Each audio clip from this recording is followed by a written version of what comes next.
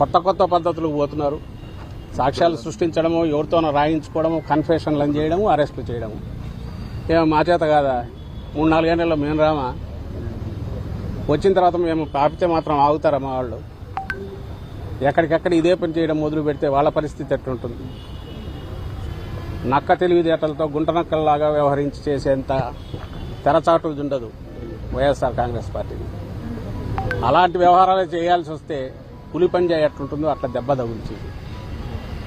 ఇది నేను ఏదో దీనిగా చెప్పట్లా, నాటకీయంగా కూడా చెప్పట్లా. దెబ్బ తగిలిన వాళ్ళకి తెలుస్తూ ఉంటుంది. నువ్వు ఆ దెబ్బ కొడుతున్నావు అంటే, ఎట్లయినా కొట్టచ్చని నువ్వు చూపిస్తున్నావు అంటే, ఆ ఎట్లయినా కొట్టడంలో నీకంటే బలంగా కొట్టగలిగిన శక్తి వైఎస్ఆర్సీపీకి ఉంది. ఎందుకంటే ఇది అభిమానంతో ఏర్పాటైన పార్టీ, అభిమానులుగా కార్యకర్తలుగా ఉన్న పార్టీ, జగన్మోహన్ రెడ్డి గారిని ఓన్ చేసుకున్న కార్యకర్తలు ఉన్న పార్టీ. ఈ దెబ్బ చాలా భయంకరంగా ఉంటుంది.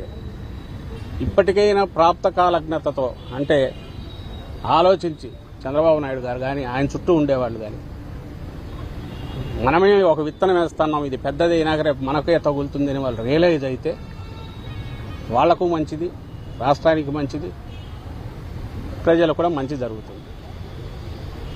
ఇంతే మేము విజ్ఞప్తి చేయగలిగారు. ఇది ఎల్లకాలం ఉండదు, సీజన్ మారుతోంది. 5-6 నెలలు అయింది, ఇప్పటికే మొదలైంది. ఇంకొక 5-6 నెలలు అయితే వాళ్ళు కడుక్కోవడానికే కుదరదు. వాళ్ళు గొడవలతో సరిపోతుంది. ఆ తర్వాత 2 ఏళ్ళు అయితే ఎన్నికలు వస్తాయి. ఇవన్నీ దృష్టిలో పెట్టుకొని, వచ్చే కాలాన్ని కూడా దృష్టిలో పెట్టుకొని కొంచెం ప్రాగ్మాటిక్గా, ప్రాక్టికల్గా ఆలోచించమని, ఆ విజ్ఞత వాళ్ళకు ప్రసాదించమని కోరుతున్నాం. చంద్రబాబు నాయుడు గారు కానీ ఆయన చుట్టూ ఉండే వాళ్ళకి కానీ.